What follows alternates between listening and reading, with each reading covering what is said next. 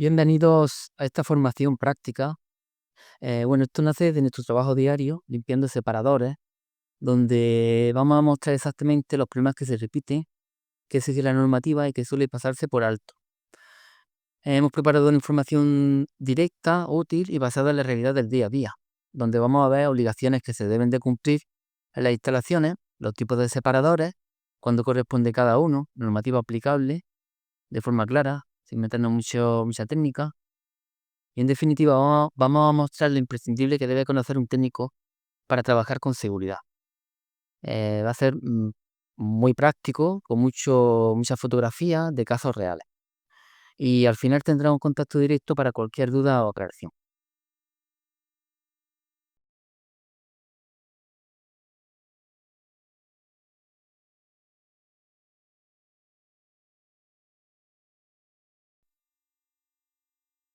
Vamos a empezar entendiendo bien qué es un separador de hidrocarburos y por qué es un equipo clave en prácticamente cualquier instalación donde hay vehículos, aceite o combustible. Un separador de hidrocarburos es un equipo diseñado para retener aceites, combustibles y otros líquidos ligeros que se encuentran en el agua contaminada. Funciona por un principio muy sencillo, diferencia de densidades. El agua pesa más y baja al fondo. Los hidrocarburos flotan y quedan retenidos en el interior del equipo. Eso evita que lleguen al vertido. ¿Dónde es obligatorio instalar uno? En realidad, en cualquier actividad donde exista riesgo de arrastre de hidrocarburos hacia las aguas pluviales o de lavado. Hablamos de talleres, estaciones de servicio, lavaderos, parking, superficies donde maniobran camiones, zonas de trasvase, patios industriales, actividades con maquinaria, prácticamente cualquier sitio donde pueda haber un derrame accidental. Y la razón es sencilla, la normativa establece límites muy estrictos de vertido. La administración no te deja verter agua contaminada con aceite o combustible más allá de ciertos valores. Y si no tienes separador no cumple esos límites. Por eso, aunque no hay una norma que te indique estrictamente que es obligatorio, el separador es el elemento que te va a garantizar un vertido por debajo del límite autorizado. Sin embargo, para las instalaciones petrolíferas hay una legislación que es aplicable y que te indica directamente la obligatoriedad de poner un separador. Es el Real Decreto 706/2017, que incluye la EPC 04. Esta instrucción, de forma literal, indica que es obligatorio disponer de un separador de hidrocarburos, pero no vale cualquiera, debe de ajustarse a la norma UNE 858-1. Esa norma define cómo debe ser un separador, qué rendimiento debe garantizar y qué elementos debe llevar. Además, la norma 858-2 te dice cómo instalarlo correctamente y qué mantenimiento debe tener para asegurar que hace su trabajo. En resumen, si tu instalación puede generar aguas con hidrocarburos, necesita un separador y ese separador debe estar certificado según la norma 858-1 y mantenido conforme a la norma 858-2. Si no, simplemente no garantiza el cumplimiento legal y eso tarde o temprano trae problemas. Ahora vamos con algo que siempre genera dudas: la diferencia entre un separador clase 1 y uno clase 2.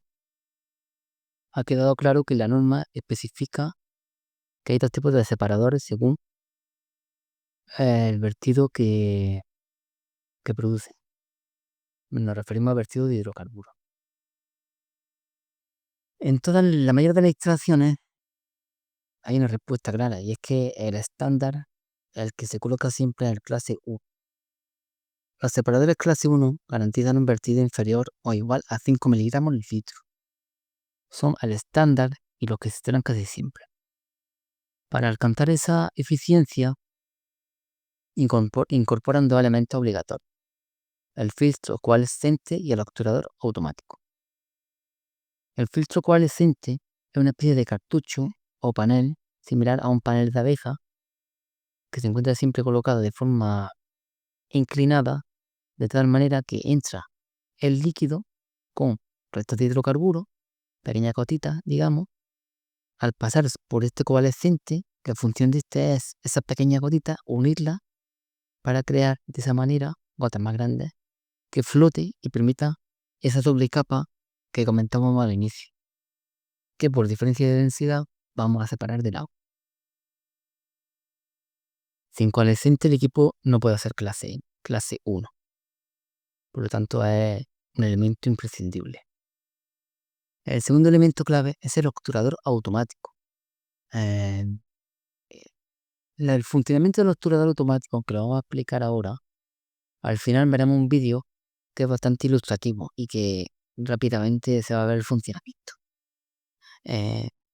Su función básicamente es bloquear la salida del separador si detecta que se ha acumulado demasiado hidrocarburo. Así evita que salga al vertido en caso de desbordamiento o fallo de mantenimiento. La boya solo detecta el nivel. El obturador es quien cierra realmente. Aquí hay que indicar que, cuando hablamos de obturador automático, en la boya, digamos, es la que hace que el obturador cierre, pero claro, los dos forman parte de un mismo cuerpo. El obturador se queda en la parte de abajo y la boya, digamos, flota en agua, pero no flota en hidrocarburo. Así que, conforme va aumentando la cantidad de hidrocarburo, este empuja esta boya hacia abajo, digamos, y esta es la que cierra el vertido. Ya os digo, al final veremos un vídeo bastante ilustrativo que va a aclarar todas las dudas sobre su funcionamiento. Independientemente, después tenemos el clase 2. El clase 2 pues no tiene ni coalescente ni obturador, por lo tanto su eficiencia es mucho menor. Garantiza un vertido menor o igual a 100 miligramos litro. Eso en la práctica no cumple los límites habituales, por eso rara vez son adecuados. Además del elemento obligatorio, como he comentado en el clase 1, existen otros componentes recomendables y que además son recomendables si la instalación tiene mucha actividad. Mucha actividad me refiero a voz de lavado, pistola de baldeo y demás. Estos elementos, que no son obligatorios pero que son bastante recomendables, son decantadores de lodo o desarenadores, sensores de lodo y sensores de hidrocarburos, con cuadros de alarma, válvula antirretorno, bypass, ventilación adicional. Y muy importante, sobre todo para el tema de separadores que están en zonas sensibles o donde no hay, digamos, conexión al alcantarillado, que hacen, digamos, vertido o infiltración a suelo. En esas zonas generalmente van a pedir una arquitectura muestra, incluso un medidor de volúmenes evacuado. Dos elementos que son clave y que lo van a pedir, sí o sí, en este tipo de vertido. En resumen, la clase 1 es la acción estándar, es la que siempre se pone, es la que cumple y es la que evita sanciones y problemas. El clase 2 es solo para instalaciones muy específicas donde normativamente no se exige un límite estricto. Por lo tanto, está claro que la elección es el clase 1.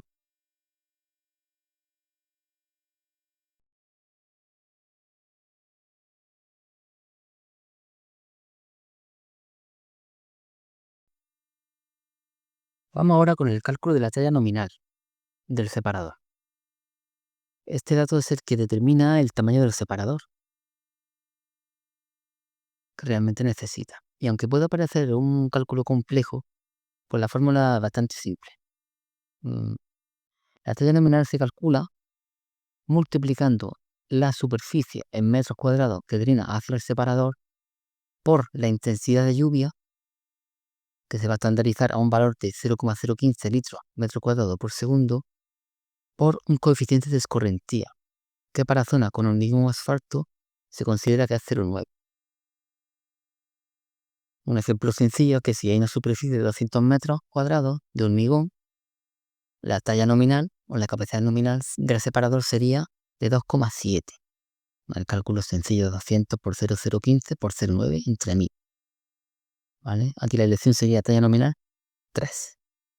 mejor quedarse por encima que por debajo. Mejor elegir 3 que quedar por debajo, que llegar a 2, ¿no? ¿Qué pasa si instalamos uno más pequeño? Bueno, pues eso es un factor bastante determinante para evitar problemas. Pasan 3 cosas principalmente. Primero, si la capacidad nominal que se calcula es menor de la que hace falta, el arrastre de hidrocarburos supera la capacidad del separador. Simplemente no se puede separar bien y parte del hidrocarburo se da al vertido. Segundo, la cromatación del filtro coalescente. Un equipo mal dimensionado recibe demasiada carga y el filtro se satura muy rápido. Tercero, todo esto va a ocasionar un aumento de costes. ¿Por qué? Porque a la falta de más mantenimiento, más frecuente, el obturador puede activarse por exceso de hidrocarburo. En resumen, esto va a provocar que los gastos se disparen. Con respecto al mantenimiento del separador de hidrocarburos, al tratarse de un residuo peligroso, está regido por la ley de residuos 7/2022. La ley de residuos exige una limpieza mínima cada 6 meses. Con esto incluye vaciado de hidrocarburos, lodo, revisión del coalescente, verificación de la valla de obturación. En instalaciones con alta actividad se recomienda, por lo que hemos comentado antes, los elementos adicionales, como son limpieza del desarenador, decantador previo, revisar tuberías, arquetas, limpieza de la arqueta toma muestras, importante. Aquí vemos una serie de imágenes que, digamos, hemos detectado en las limpiezas que hacemos, por ejemplo, pues obturadores que han sido manipulados. Por ejemplo, la boya se ha atado con una cuerda, los filtros coalescentes completamente colmatados. Muchos de ellos se han desplazado de su lugar, por lo tanto no hacen bien su función. Otros hemos observado que están deteriorados con el tiempo. Básicamente se rompe con el tiempo, o al limpiar, los operarios le dan con la herramienta y lo suelen romper porque al final es un material tipo plástico, tipo polietileno, un material bastante sensible que hay que tener cuidado de no golpearlo. El tema de manipular los elementos del separador, pues es ilegal y puede provocar, además de fallo grave en el funcionamiento, puede provocar sanciones ante una revisión de un inspector y demás. Bueno, todo esto, la ley en definitiva, supone que calcular bien la talla nominal y mantener el equipo es lo que va a garantizar un vertido seguro, legal y sin sobresalto.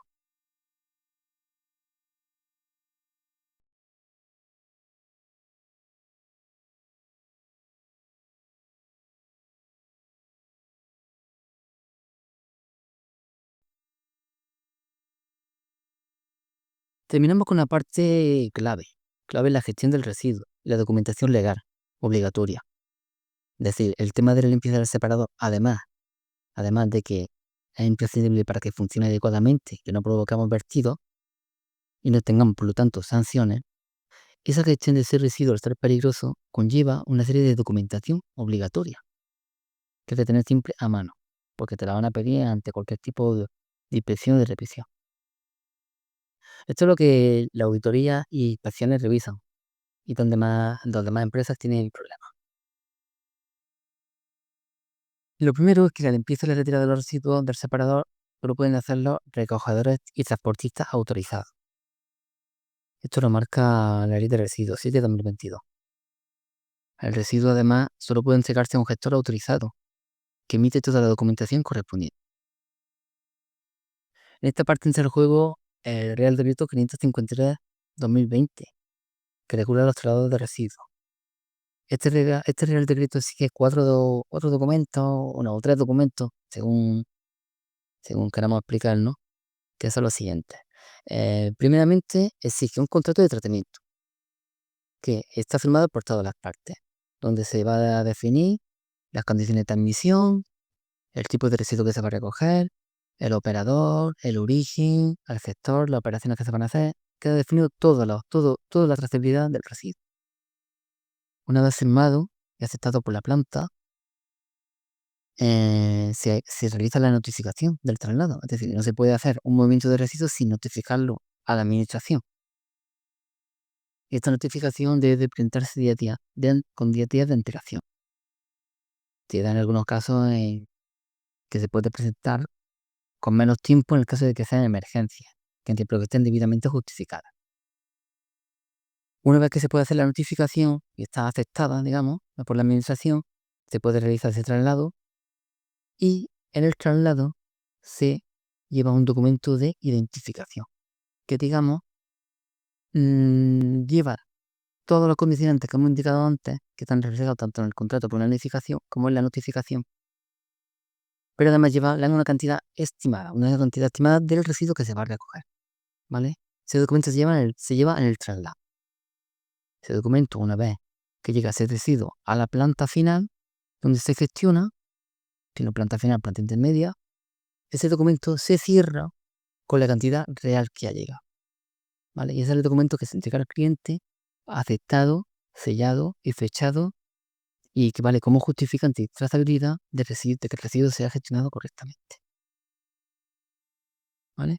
Bueno, una vez dicho todo esto, podemos decir que las obligaciones del titular son, básicamente, mantener vigente la autorización de vertido, en el caso de que no haya vertido alcantarillado o no haya conexión alcantarillado.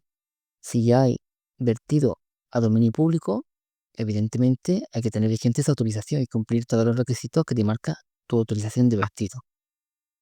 Después de esto, como hemos comentado, hay que realizar el mantenimiento semestral del separador, conservar toda la documentación ambiental y asegurar de esta forma que el equipo está accesible, operativo y que no está manipulado en todo momento. ¿Vale? Esto no es opcional, esto es obligatorio y es verificable.